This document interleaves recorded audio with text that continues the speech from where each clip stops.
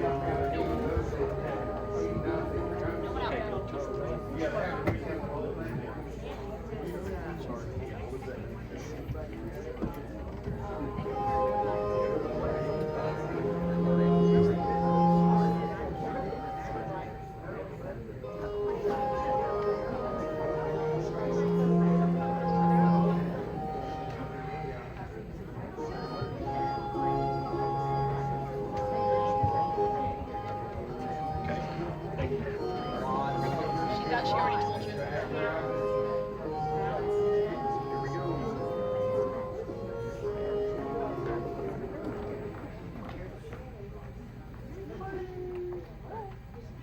Good afternoon. Okay, let's try it one more time. Good afternoon. Oh, so much better. Thank you. My name is Heidi Nelson. I'm the executive director here at the Hill Country Community Theater, and we'd like to welcome all of you to our third special event for season 40, A Night with William Shakespeare. Yay! I know it's Sunday afternoon, but we need lots of excitement today. Just a few quick things coming up next on our calendar. Next Saturday and Sunday, March 21st and 22nd, we have auditions for our big summer musical, Into the Woods. If you'd like to audition and be part of that production, like I said, auditions are next weekend. You can find the audition information on our website at www.thehcct.org. Or if you're just too lazy to go to the website, you can come talk to me during intermission or after the show, and I'll be able to tell you what to expect. After that, running April 10th through the 26th, we have Lost in Yonkers.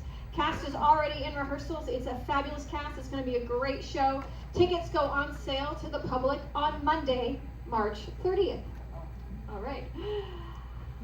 This afternoon's performance will be done in 2 acts with a 15-minute intermission. During intermission, refreshments will be available in the lobby by donation, and all proceeds go to benefit HCCT and our youth theater education program.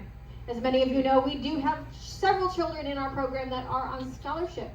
So as you enjoy your refreshments this afternoon, please think of the children. That's right. Think of the children. One last thing, please take out those cell phones and set them to silent or vibrate. There is no videoing, no photography, and of course, no talking or texting. Please enjoy A Night with William Shakespeare.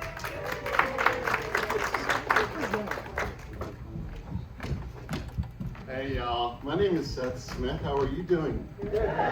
No talking or texting. Okay, the texting, don't do that. But there will be some talking. We expect to hear from you as we go through this wonderful afternoon's experience with Shakespeare. Welcome to our night or day with William Shakespeare. And we are thrilled to reintroduce a lot of these wonderful works to our audience and to share some of the best, some of the highest drama, some things that will be almost terrifying, and some things that are just hilarious and fun. The great thing about Shakespeare was he worked in a theater called the Globe Theater, right? And it had these wonderful areas for the elite to sit and watch and be reserved and enjoy the production. And then they sold for very small price tickets to let the groundlings, the regular folks, come in and fill in the dirt, literally, in front of the stage. groundlings gave back to the actors what the actors gave to the groundlings, and at least from my little bit of research.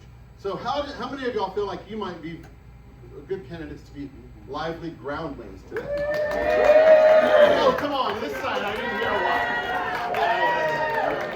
Yeah. Okay, no restraining orders, right? Okay, good. Well, welcome to our Shakespearean production, and we're going to break into some wonderful works, but they looked into it, and there's like 38 plays that are truly attributed to Shakespeare, which is pretty impressive work. He also collaborated with so many people. He was a very creative and supportive helper to other writers who were trying to find their words and find the stories that needed to be told. So today, these plays that we have range all over the world, but some of the bigger ones that we probably remember from high school or college English would be Romeo and Juliet or Hamlet. How about that? Any of those? Macbeth, dark and scary. Antony and Cleopatra, Love's Labor's Lost, say that quickly.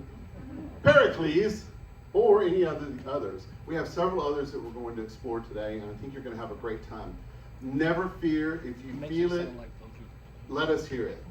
Boy, that sounds silly, but it is so true. The groundlings really made his works better, I believe. And the stories that talk about the research about that interaction that made it live and living and very vivid.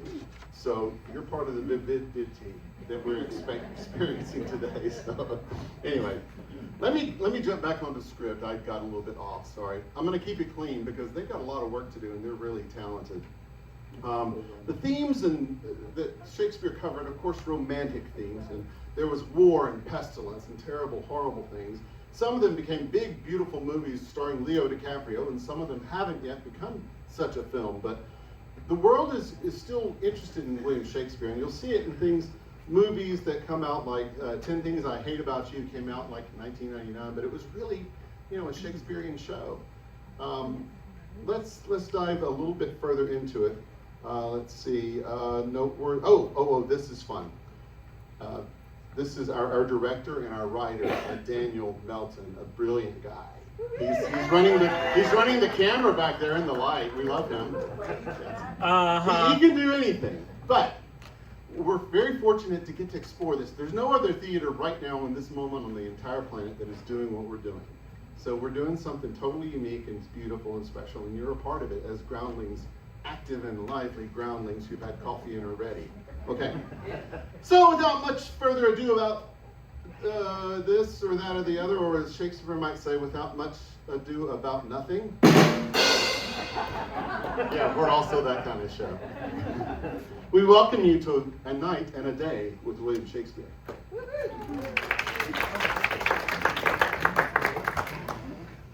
Written approximately between 1603 and 1607, this tragedy, playing with the themes of betrayal and witchcraft, is one of Shakespeare's darkest works.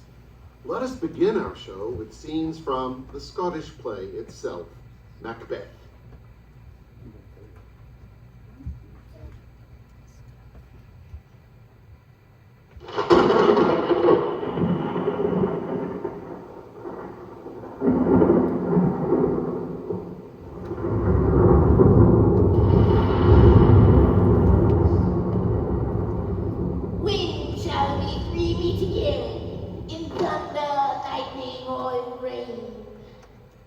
When the hurly-burly's done, when the battle's lost, and won.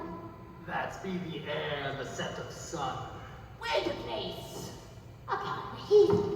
There to meet with Macbeth. I Count Greymalkin. Pentecost. Anon. Fair is foul, and foul is fair. Hover through the fog and fill the air.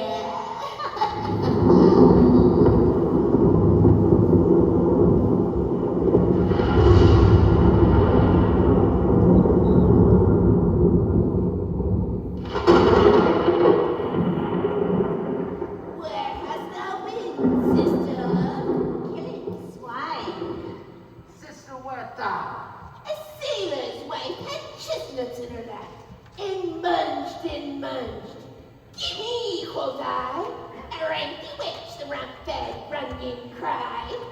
Her husband's to Aleppo gone, a sailor all the time.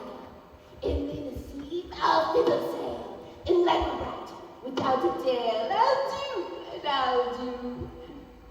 I'll give thee a win. Thou art kind. And I another. And I myself have all the other. And all the ports they blow, all the quarters that they know in the shipman's card. I'll drain him dry as hay. Sleep shall neither night nor day hang upon his penthouse lid, for he shall live a man. Forbid. Weary 7 nights, 9 times 9 shall he dwindle, peak and pine. And though his bark cannot be lost, yet it shall be tempest tossed. Look what I have. Show me. Here I have a pilot's thumb, wrecked as homeward he did come.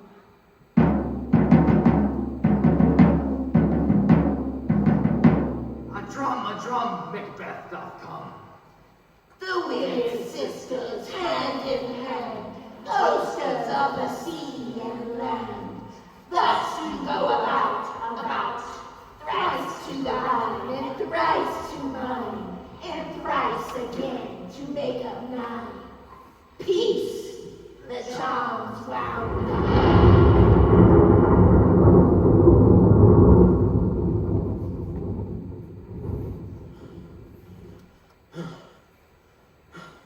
So foul and fair a day I have not seen. Oh, how far is it called to Flores? What are these? So wicked and so wild in their attire that they look not like the inhabitants of the earth and yet are on it? Live you? Or ought you that man may question? By each, you seem to understand me, by each at once her chappy fingers laying upon her shady lips. You should be women, but your beards forbid me to interpret you as so. Speak if you can. What are you? Hail to thee, Macbeth! Hail the Thane of Glamis! Hail to thee, Macbeth! Hail to thee, Thane of Cawdor! Oh, hail Macbeth, that shall be king hereafter. Good sir, why do you start? Seem to fear things that sound so fair. In the name of truth, are you fantastical? Or indeed which outwardly you show? My noble partner you greet with present grace, and great prediction of noble having and of royal hope, that he seems rapt withal. To me you speak not. If you can look into the seeds of time and see which grain will grow and which will not, speak then to me, who neither beg nor fear your favors nor your hate. Hail! Hail! Hail! Lesser than Macbeth, and greater. Not so happy, yet much happier. Thou shalt get kings though thou be none. So all hail Macbeth and Banquo. Banquo and Macbeth, all hail! Say, you imperfect speakers, tell me more. By Sinel's death I know I am Thane of Glamis, but how of Cawdor? The Thane of Cawdor lives, a prosperous gentleman. And to be king stands not within the prospect of belief, no more than to be Cawdor. Say from whence you owe this strange intelligence, or why upon this blasted heath you stop our way with such prophetic greeting. Speak, I charge you. The earth hath bubbles, as the water has. These are of them. Whither have they vanished? Into the air, and what seemed corporeal melted as breath into the wind. They had stayed. Were such things here as we do talk about? Or have we eaten on the insane root that takes reason prisoner? Your children shall be kings. You shall be king.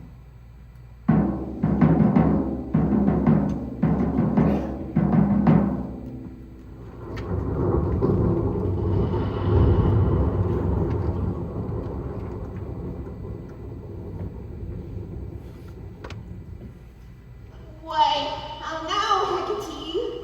You look angrily. Have I not reason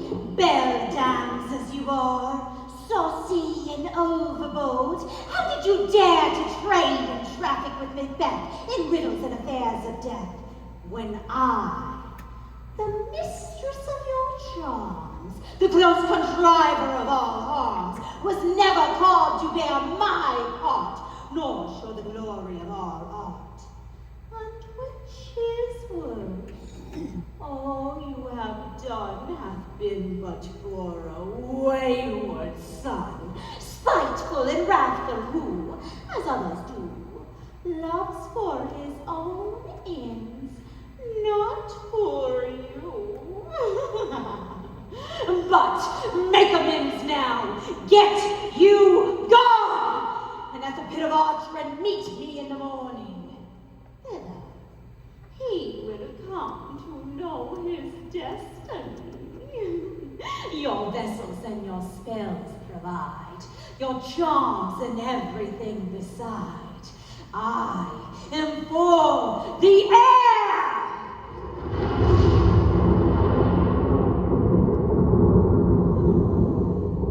Great business must be wrought here at noon. Upon the corner of the moon there hangs a vampress drop profound. I'll catch it ere it come to ground. And that distilled by magic sleights shall cause such artificial sprites, drawn unto the strength of their illusion, shall draw him onto his confusion. He shall spurn fate, scorn death, and bear his hopes of wisdom, grace, and ear. And you all know, security is mortal's chiefest enemy.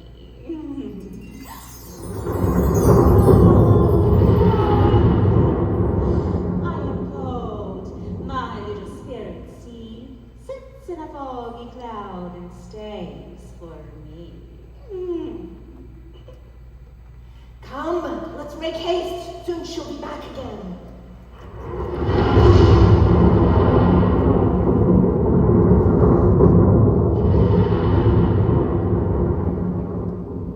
Thrice the brinded cat hath mewed, thrice and once the hedge pig whined. Hark your cries, 'tis time, 'tis time.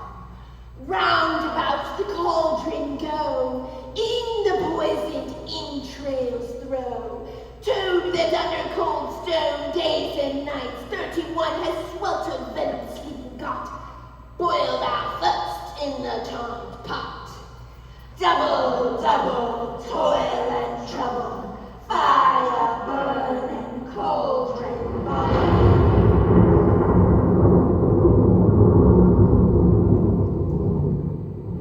Fillet of a venny snake into the cauldron to boil and bake.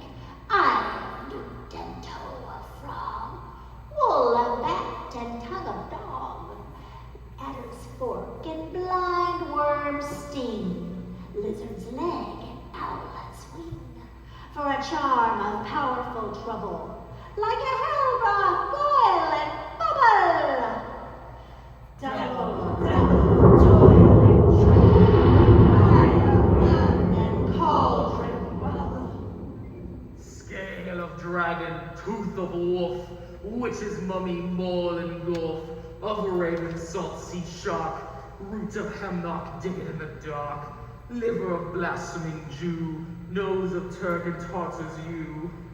Oh, slivered in the moon's eclipse, oh, nose of Turk and Tartar's lips, finger of the birth-strangled babe, ditch delivered by a drab, maketh the gruel thick and slab, and there too a tiger's chaldron, for the ingredients of our cauldron. Double, double, toil and trouble, fire, burn, and cauldron. Oh, well done! I commend your pains, and everyone shall share the gains. And now about the cauldron scene, like elves and fairies in a ring, enchanting all that you put in.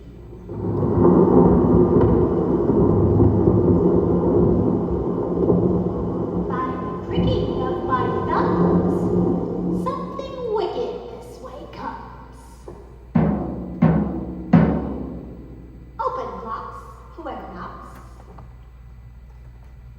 How now, you secret black and midnight hags?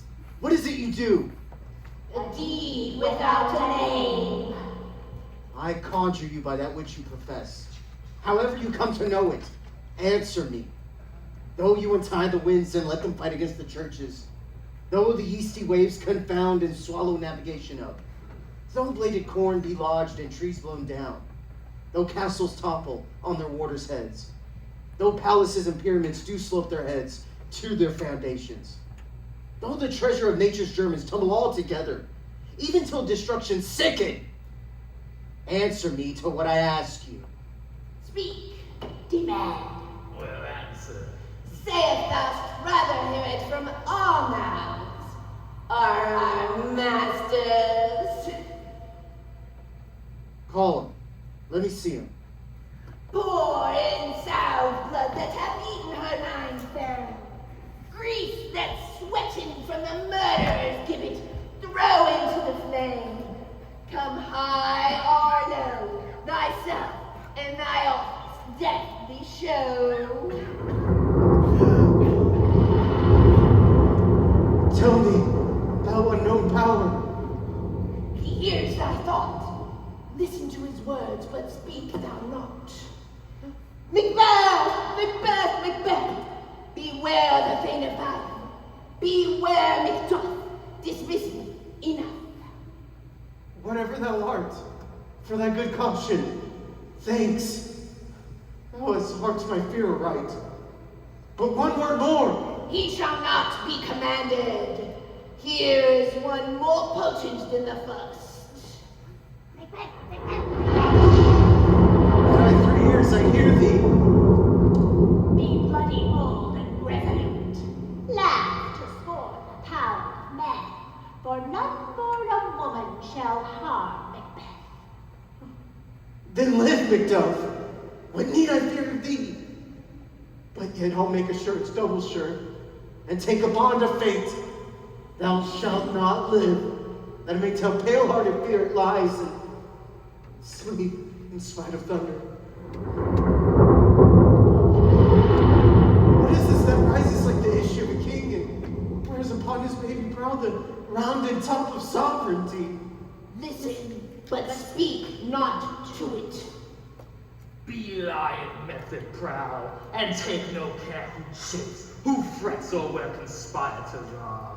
Macbeth shall never vanquished be until great Burnham Wood to high Dunsinane Hill shall come against him.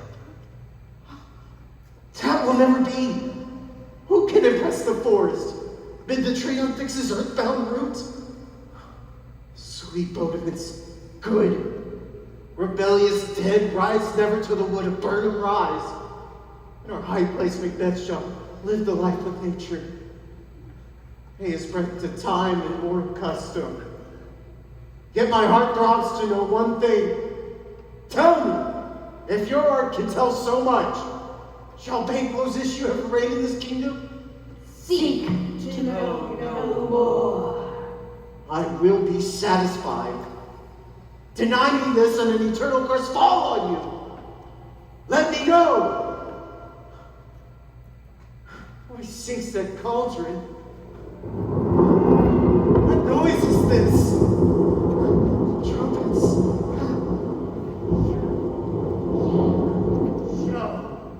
Show his eyes and grieve his heart.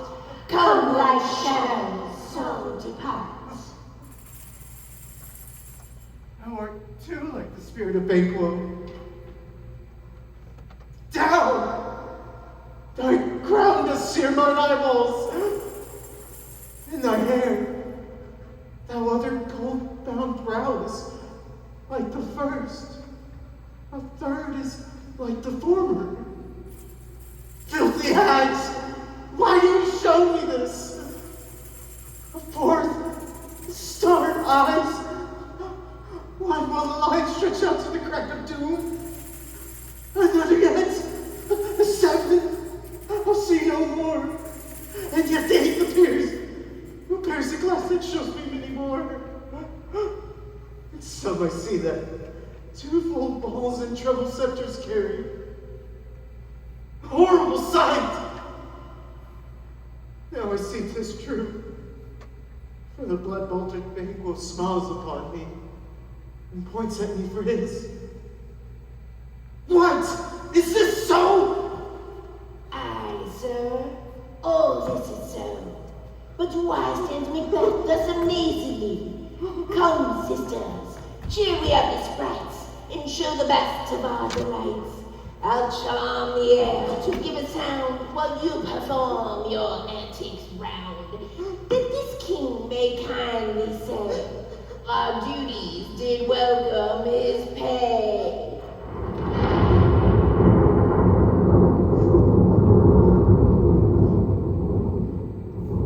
Where are they? Gone? Then let this pernicious hour stand iron cursed in the calendar.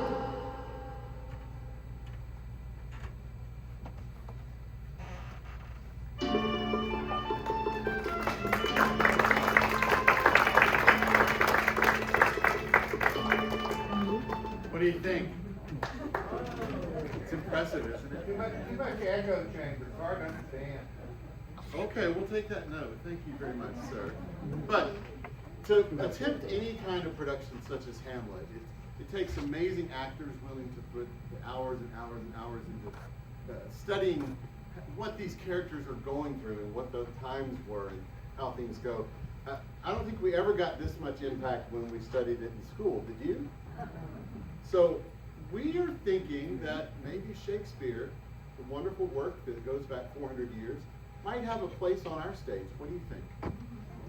And we're even thinking of creating a permanent spot, perhaps, in our seasonal offerings to have a Shakespearean production, which might attract not only these wonderfully talented folks that are so loving and giving to this community theater, but some others and other folks that might want to become part of something special and a tradition that might be started. Yes, I should hold this up here. Thank you very much. Sorry. That is probably going to be started here. Anyway, just take that to thought, and thank you so much. And one more round of applause for what they just presented here. Wonderful.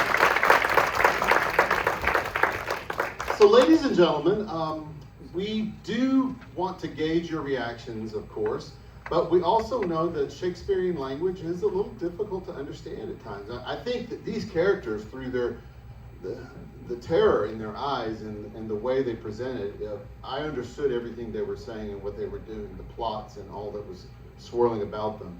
But we do recognize that Shakespearean language is a little different than our own dialect. Just like if you're trying to understand kids these days that are like 13, they speak with little codes that are just ridiculously short, and I just say thank you. Yeah. Anyway. In that similar vein, we're thinking that having some folks here to help us explain Shakespearean language to our audience is a good idea. So we're going to try that right now. There are two individuals who are very good at translating Shakespearean English to modern American English.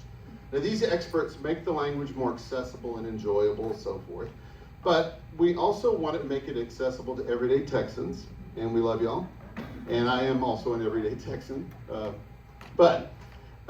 To introduce them right now, from the University of Shakespeare for Dummies, we have two people that are just wonderfully adept in this area, Carmen and Sage. Hello, Carmen. Carmen and Sage. Well, welcome. It's so good to see you, so good to have you here. Thank you for being here with us. Please, just tell us a little bit about yourself and your experience with the Shakespearean language. My name is Carmen, and I'm a doctoral candidate in the use of parallelism in Shakespearean pentameter, and a graduate with honors from the University of Shakespeare for Dummies in Chitre, Panama. Wow, that sounds really important and deep. Well, congratulations and good luck on your doctorate. Thank you. And Sage, what about you? Tell us about yourself. Whoa, man, do you know that you're tall? Yes. And Sage, tell us a little bit about yourself. Oh, My name is Sage. And what do you do? You went to the University of Shakespeare for Dummies? Yes. And you're a graduate? Yes. And when did you graduate? Yesterday. Well, that's wonderful. Well, ladies, thank you so much for being here now. So, to let them have a chance to modernize a little bit of what we just saw in Macbeth, we're going back to Macbeth, Act 1, Scene 3, where Macbeth first encounters the three witches, and of course to translate the language of Shakespeare to today's vernacular, from the University of Shakespeare for Dummies, Carmen and Sage.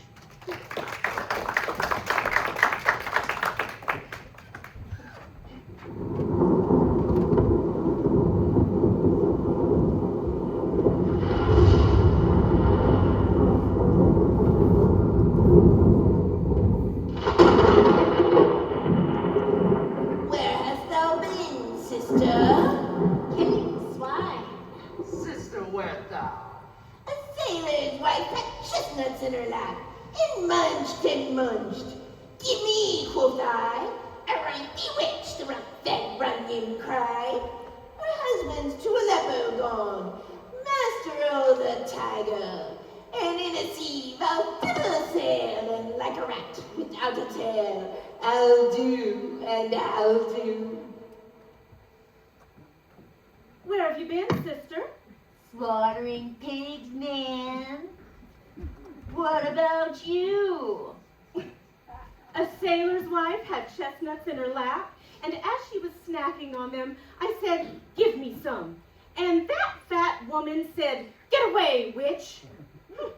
Well, her husband, who is the captain of a ship called the Tiger, has gone to Aleppo. I will sail there in a kitchen strainer, turn myself into a rat without a tail, and do bad things to him. A kitchen strainer. Yes. I looked it up. My one's better. I'll give thee a wind. Thou art kind, And I another. and I myself have all the other. And the very ports they blow, all the quarters that they know in the shipman's card, I'll drain him dry as hay. Sleep shall neither night nor day hang upon his penthouse lid, for he shall live a man forbid. Weary 7 nights, 9 times 9 shall he dwindle, peak, and pine. And though his bark cannot be lost, yet it shall be tempest tossed. Look what I have. Show me, show me. Here I have a pilot's thumb, wrecked as homeward he did come. I'll give you a wind. Me too. I already control all of the other winds and the ports from which they blow, as well as every direction that the sailors know on their compass. I'll drain the life out of him. He won't catch a wink of sleep, neither night nor day. He will live as a cursed man. For 81 weeks, he will waste away in agony. Though I cannot make his ship disappear, I can make his journey miserable. Look what I have here. What you got? I have a sailor's thumb who drowned on his way home.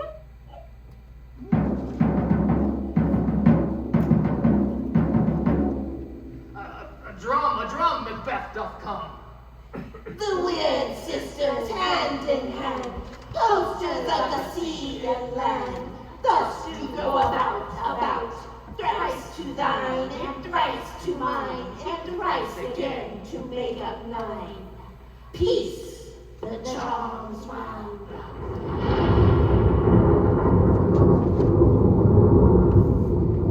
Hey man,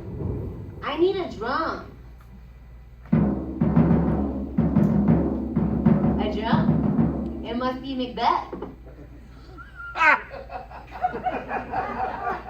We wed sisters hand in hand, travelers across the sea and land, dance around and around like so, 3 times to yours, 3 times to mine, 3 times again to make up 9. Enough! Oh. The charm's wound up.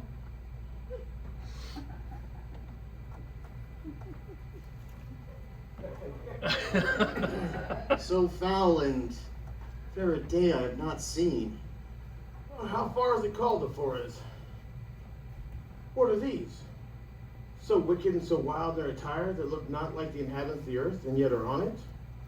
Live you? Or art you the man may question? You seem to understand me by each at once her chappy fingers laying upon her skinny lips. You should be women, but your beards forbid me to interpret you as so. Speak if you can. What are you? All hail Macbeth! Hail to thee, Thane of Glamis! All hail, Macbeth. Hail to thee, Thane of Cawdor. All hail Macbeth, that shall be king hereafter. Hey, man. I have never seen a day so good and so bad all at the same time. No, I mean, how far is it to Forest? Ah! I'm so sorry. You may scare me. Speak to us, if you can. What are you? We salute Macbeth. Salutes to you, Thane of Glamis. We salute Macbeth. Salute to you, Thane of Cawdor. We salute Macbeth. He will be our king, man. Good sir, why do you start and seem to fear things that sound so fair? In the name of truth, are you fantastical, or indeed which outwardly you show? My noble partner you grade with present grace, and great prediction of noble having and of royal hope. Did he seems rapt withal? To me you speak not. If you can see into the seeds of time and see which grain will grow and which will not, speak then, to me, who neither beg nor fear your favors nor your hate. Hail! Hail! Hail! Lesser than Macbeth, and greater. Not so happy, yet much happier. Thou shalt get kings, though thou be none. So all hail Macbeth and Banquo. Banquo and Macbeth, all hail.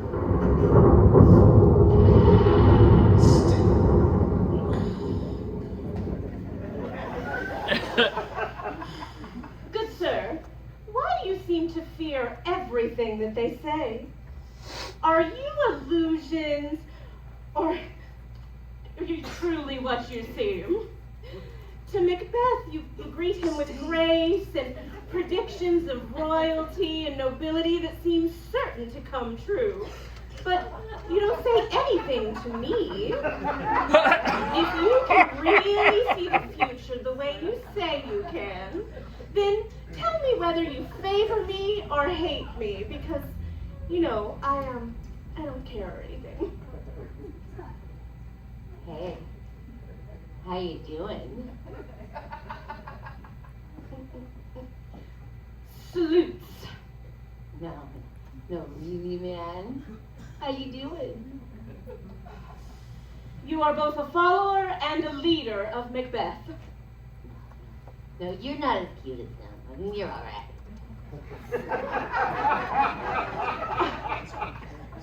You shall be the father of kings, though you won't be one yourself. So, all hail Macbeth and Banquo. Macbeth. Yoo-hoo. Arthur? Stay, you imperfect speakers. Tell me more.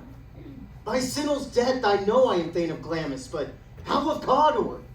The Thane of Cawdor lives, a prosperous gentleman. And to be king stands not within the prospect of belief. No more than to be Cawdor.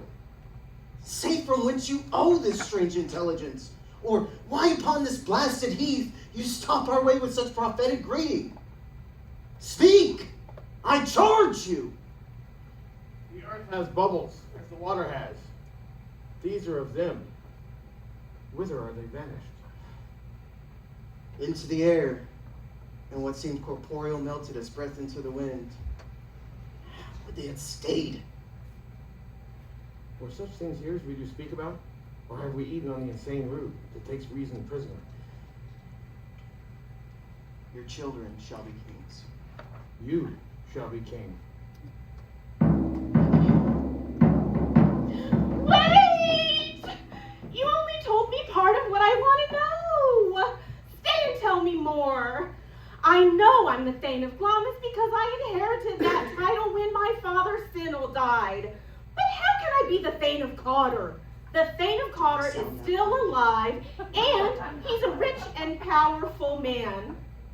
And to be king, that is completely impossible. Tell me how you know these strange ideas and why we had to stop on this desolate place for these prophetic greetings. Speak. I command you. No, man, they were like bubbles, man. They just like pop and disappeared. Their bodies did melt like breath in the wind. No, like I wish they'd stayed. but like, were they here, man? Or did we just eat some of my special brownies, man? Yeah. Your children shall be kings. No, man. No, man.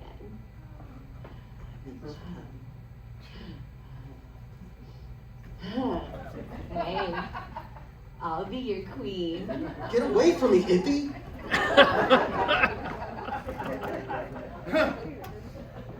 Wow, thank you so much for that interpretation. And thank you, Groundlings. I'm hearing your spirit. We can hear more. We can hear more. So we're going to move forward to our next section, and we want to thank Carmen and Sage again. But we're going to move to our next journey into the world of Shakespeare, and I think you're going to enjoy this portion much more. Thank you. Written somewhere between 1592 and 1594, with the themes of entitlement, greed, and power, this show depicts the Machiavellian rise to power in the subsequent short reign of this controversial king. Ladies and gentlemen, Richard III.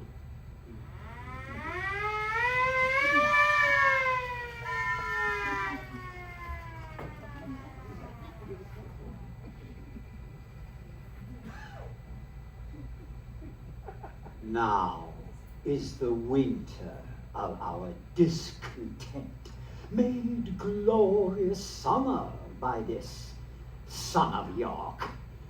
And all the clouds that have lowered upon our house in the deep bosom of the ocean buried. Now our brows crowned with victorious wreaths, our stern arms hung up for monuments, our stern alarums changed to merry meetings, our dreadful marches to delightful measures. Grim-visaged war hath smoothed his wrinkled front, and now, instead of mounting barbed steeds to fright the souls of fearful adversaries, he capers nimbly in a lady's chamber to the lascivious pleasing of a lute. But I, who am not made for sportive tricks, nor made to court an amorous looking glass, I, that am coarsely stamped, and want love's majesty to strut before a wanton, ambling nymph, I, that am curtailed of this fair proportion, cheated of feature by dissembling nature, unfinished, sent before my time into this breathing world hath made up. And that so lamely and unfashionable, dogs bark at me as I hold by them. Why, I, in this weak piping time of peace, have no delight to pass away my time, except to see my shadow in the sun descant upon my known deformity. Therefore, if I cannot prove a lover to distract these fair, well-spoken days, I am determined to prove a villain and hate the idle pleasures of these days. Plots I have laid, inductions dangerous, by drunken prophecy, idols' dreams, to set my brother Clarence and the king in deadly hate, one against the other. And if King Edward is true and just as I am subtle, false, treacherous, this day should my brother Clarence be closely mewed up about a prophecy which says that G of Edward's heirs shall the murderer be. Drive thoughts down to my soul.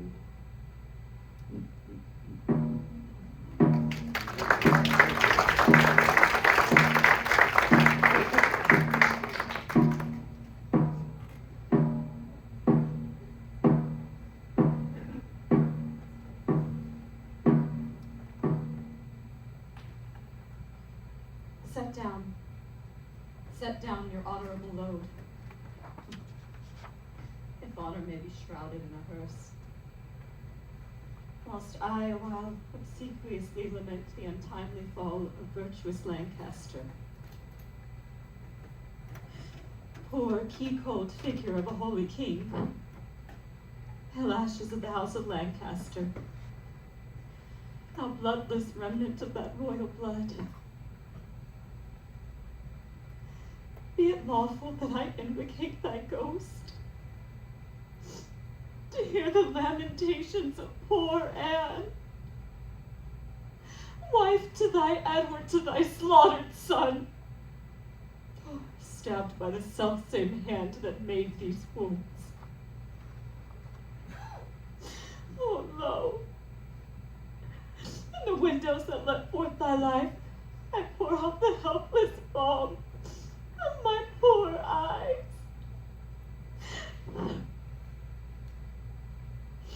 Oh, cursed the hand that made these holes. Cursed the heart that had the heart to do it. Oh, curse the blood that let this blood from hence. More direful hath betide that hated wretch that makes us wretched by the death of thee. Oh, that I could wish to wolves, spiders, toads, or any creeping venom thing that lives.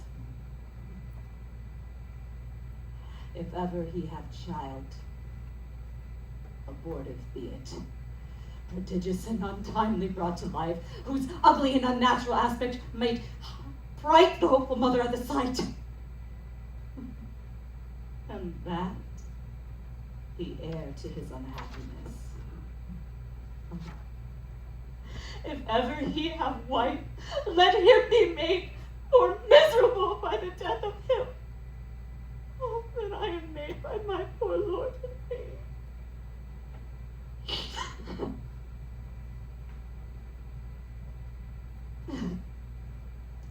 Come now, towards Chertsey with your holy load. And while you wear this weight, rest you well, I lament King Henry's cause.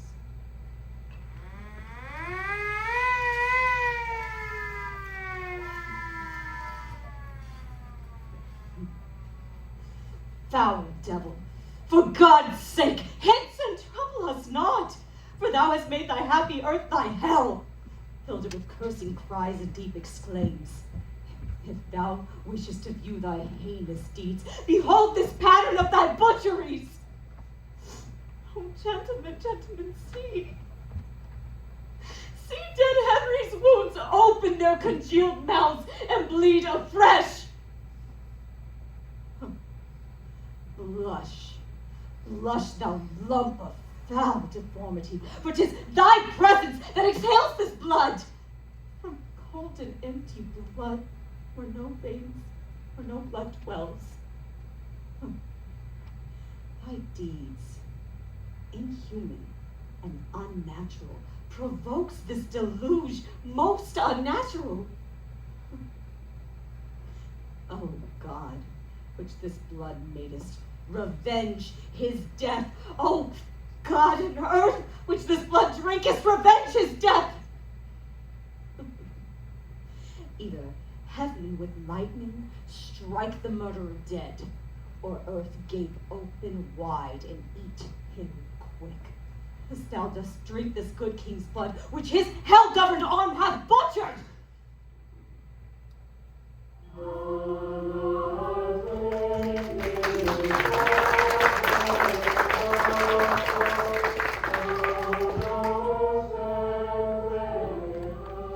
What do you think? While I was standing back there watching it again and hearing it and thinking of it, I thought about all of the TV shows that deal with murder. Murder, She Wrote, Murder, Diagnosis, Murder, everything. It always ends with some little happy little ending at the end and a joke about, oh, so-and-so brought the chocolate cake, or something like that. But this work is so important because it explores the brutality and the ugly horror that these terrible feelings are forever. And seeing what she just portrayed, and I don't know about you, but I find it incredibly moving, and I think it's why we value life so much and why we value live theater and all things about being living beings. Do you agree? So with that in mind, we're going to continue our wonderful show, and I hope you're having fun. I'm seeing some excitement from some groundlings, and some groundlings are listening really well, but don't be shy about sharing your groundling love, okay? It's perfectly welcome on this stage. So, let's see, we have, do we have Carmen and Sage coming back again? Oh, Carmen and Sage are coming back again. Wonderful. Welcome. And yes. And I believe you are going to offer some Carmen and Sage analysis now from the University of Shakespeare for Dummies. Our dearest Carmen and Sage.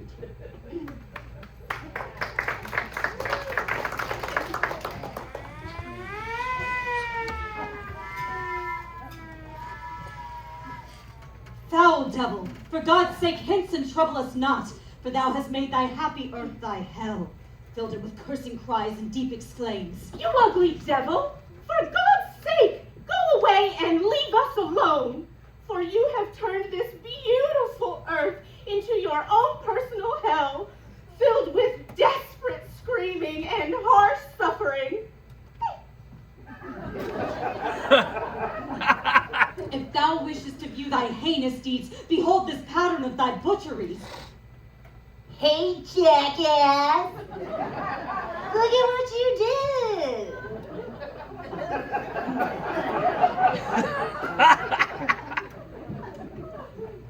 Oh, gentlemen, see dead Henry's wounds open their congealed mouths and bleed afresh. Ew! Gentlemen, look! Henry's wounds are reopening and oozing and bleeding anew. Oh!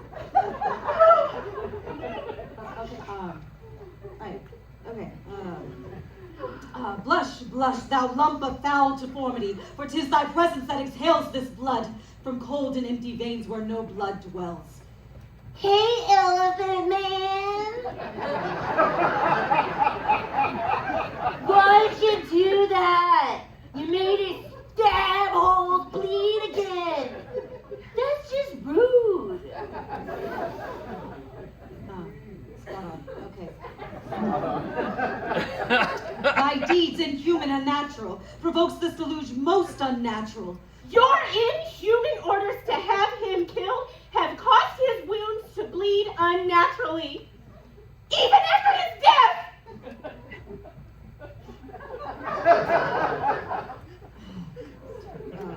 O God, which this blood madest, revenge his death. O earth, which this blood drinkest, revenge his death. Karma's coming to get you there, Kaiser Soze. O earth, who drinks the blood of this fallen king, revenge his death. Or heaven, strike him dead with lightning. Or earth, open thy cavernous depths and swallow him whole. O earth, gape open, as thou dost swallow up this good king's blood, which is held on arm half butchered.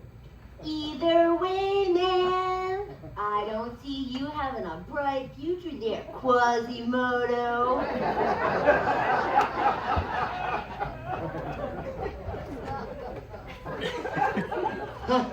Wow, thank you so much, Carmen and Sage. That was very questionable.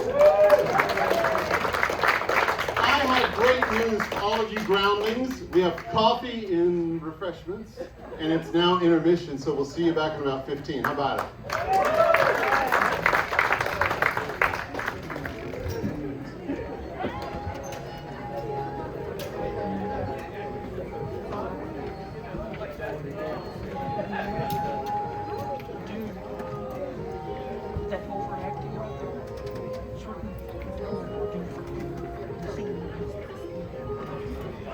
Sorry, I'm being busy today.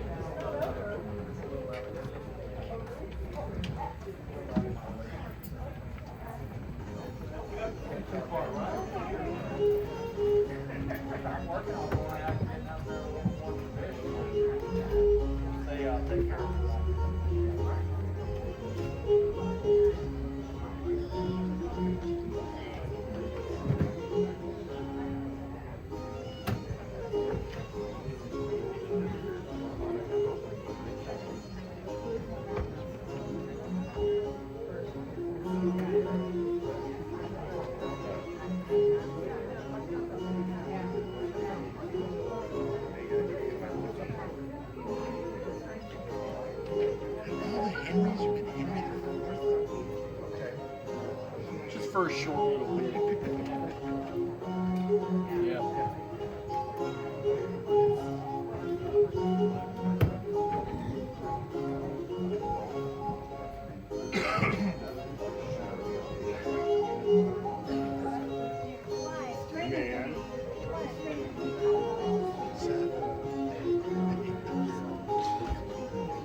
Stick to the damn script.